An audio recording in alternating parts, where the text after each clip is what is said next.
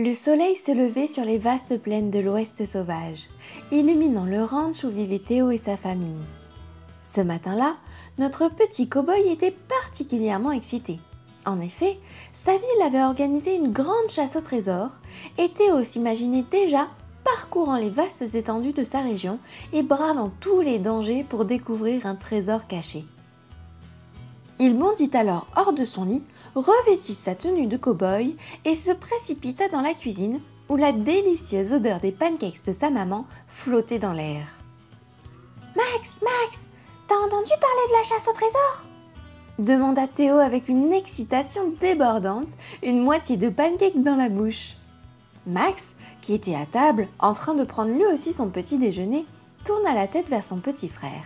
Son regard étincelait d'une lueur d'aventure. « Oh ça, oui, bien sûr que j'en ai entendu parler !» répondit-il avec la même excitation. « Il paraît qu'elle a été organisée par des experts. Ça promet d'être une sacrée aventure, une vraie course contre la montre, remplie d'énigmes à résoudre et de défis à relever. »« Oh, mais ça alors !» intervint leur maman avec un petit rire dans la voix. « Ça a l'air d'être une aventure que vous ne pouvez pas manquer, mes chéris !» Les yeux des garçons s'illuminèrent d'une lueur déterminée. « Alors allons-y !» décidèrent-ils en chœur. Leur père, qui venait d'entrer dans la cuisine à son tour, esquissa un sourire et posa une main sur l'épaule de Max. « D'accord les garçons, vous pouvez y participer. Mais n'oubliez pas que la prudence et la réflexion sont les meilleures compagnes de toute quête. Et puis, aussi, pourquoi ne pas amener Nita avec vous ? Cette petite est très douée et je suis sûre qu'elle serait ravie d'y participer. » Théo acquiesça avec enthousiasme. Nita était aussi courageuse et aventureuse que les deux frères et il savait qu'il pourrait compter sur elle. Ainsi, tandis que le soleil atteignait son zénith, inondant les plaines d'une chaleur étouffante, Théo et Max se rendirent chez Nita. Lorsque les deux frères arrivèrent à l'entrée du village, ils furent accueillis par le son mélodieux d'un tambour et les chants harmonieux des habitants. Nita les attendait près du tipi familial, un sourire radieux aux lèvres. Sans attendre, Théo lui raconta tout sur la chasse au trésor et, bien évidemment, la petite fille sautilla de joie à l'idée d'y participer. Ils allèrent alors tous les trois inscrire leur équipe. Et ils avaient de la chance, ils étaient arrivés juste avant la fin des inscriptions. Le début de la chasse commençait à 14h pile. Chaque équipe était pourvue de cartes de la région sur lesquelles se trouvaient des indices sur les lieux où se trouvaient d'autres énigmes à résoudre afin de trouver finalement le trésor. Les enfants étaient impatients. Et enfin, le coup de départ retentit. Fin prêt, le trio s'en alla, galopant sur leurs chevaux bien scellés en direction des indices pour gagner la chasse. En examinant les cartes, les enfants avaient pu remarquer que le premier indice les menait à un vieux moulin abandonné près de la rivière qui longeait leur ville. Ce moulin, autrefois majestueux, était désormais délabré et envahi par la nature. Des toiles d'araignées pendillaient aux fenêtres brisées et le vent sifflait à travers les fissures des murs.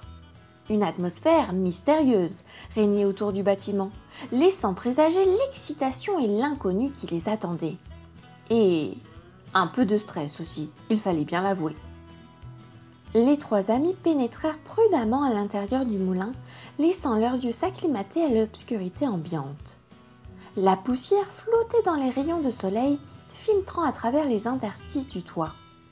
Et c'est alors que Théo aperçut quelque chose d'étrange gravé sur l'un des murs en pierre. « Il y a quelque chose ici !» s'exclama-t-il en pointant son doigt vers l'inscription gravée. Les regards de Max et Nita se tournèrent instantanément vers la phrase gravée dans la pierre. Les deux garçons plissèrent autant qu'ils le purent leurs yeux pour mieux y voir, mais pour autant, ils ne comprirent absolument rien à ce qui était écrit. « C'est du Lakota !» leur expliqua Nita, le cœur battant, et heureuse que sa langue natale soit utilisée dans cette chasse au trésor. « C'est l'un des dialectes de mon peuple. »« Tu arrives à lire ce qui est écrit ?»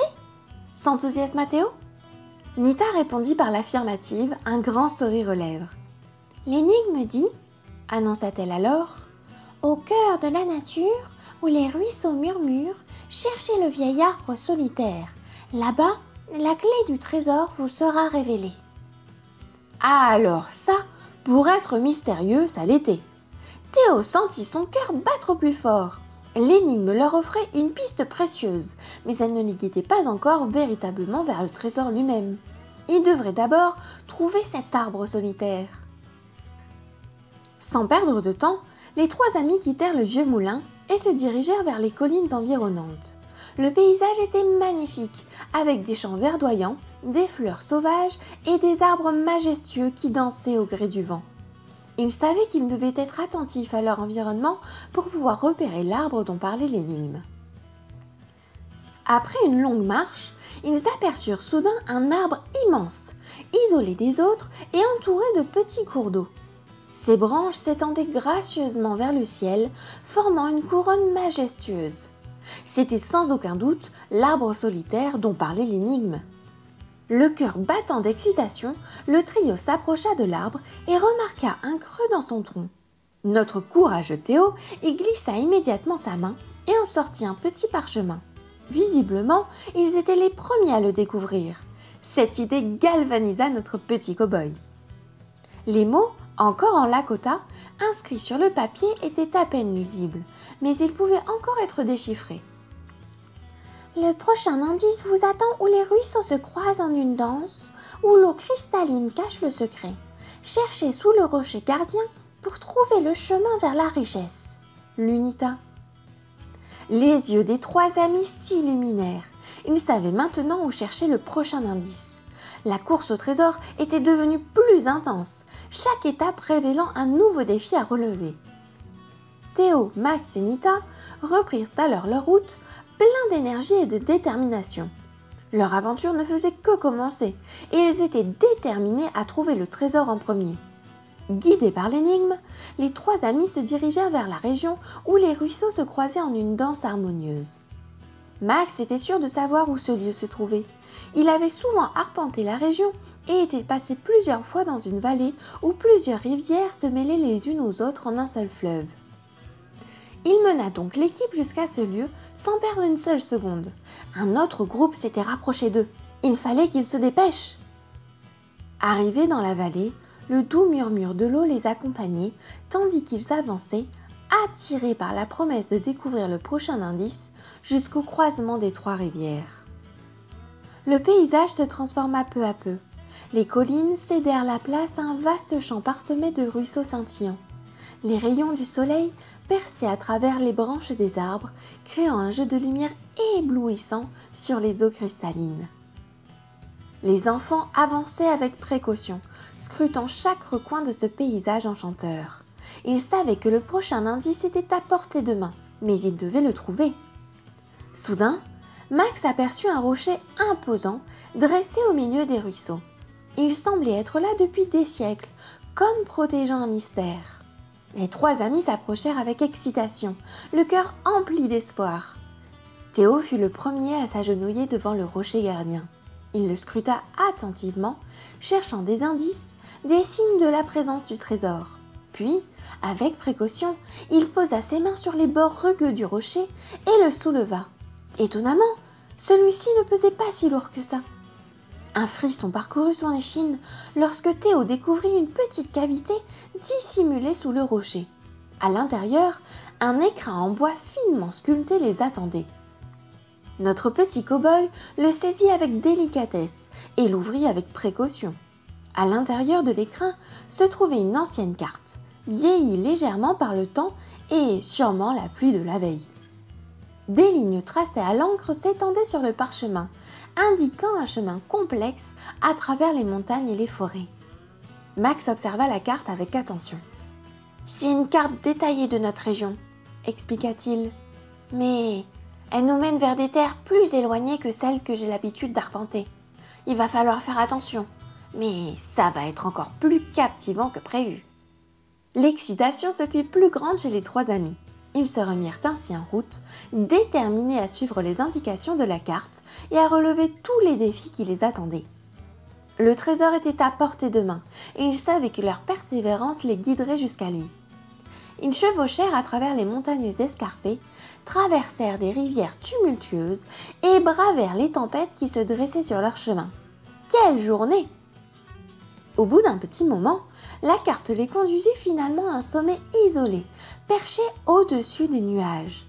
Là, ils découvrirent une grotte mystérieuse, cachée au milieu d'une paroi rocheuse.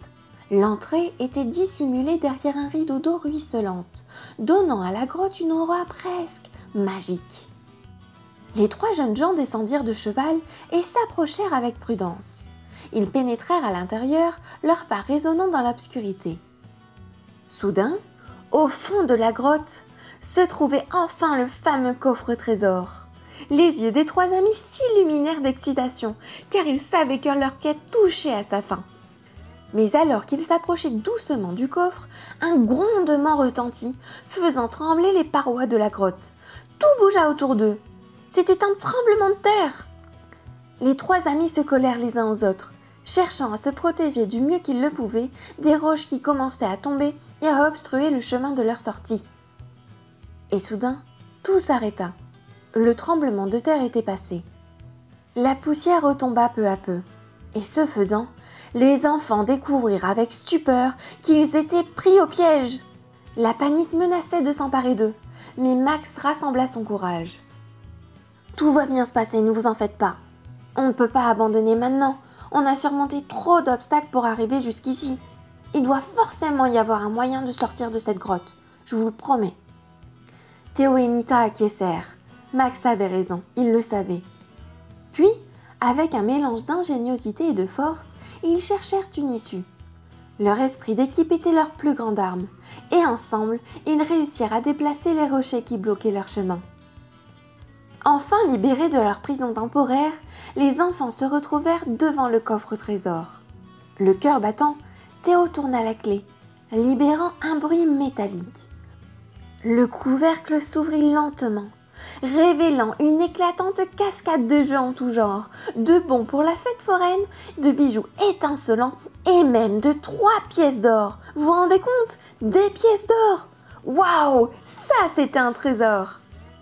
Les 3 amis chargèrent le coffre sur le cheval de Max, qui était le plus robuste, et rentrèrent en ville. Là-bas, ils furent accueillis d'abord par leurs parents, inquiets comme jamais à cause du tremblement de terre. Mais les enfants les rassurèrent. Personne n'avait été blessé, et au contraire, ils avaient même trouvé le trésor. Leurs parents, amis et même le maire de la ville les félicitèrent chaleureusement. Le soir, une petite fête fut organisée pour les vainqueurs et on leur remit, en plus de leur trésor, une coupe à chacun. Les 3 amis étaient heureux comme jamais. Ils avaient réussi, ils avaient trouvé le trésor et ils avaient gagné la chasse. Mais, plus important encore, ils avaient vécu une aventure extraordinaire. Ah là là, quelle journée fantastique!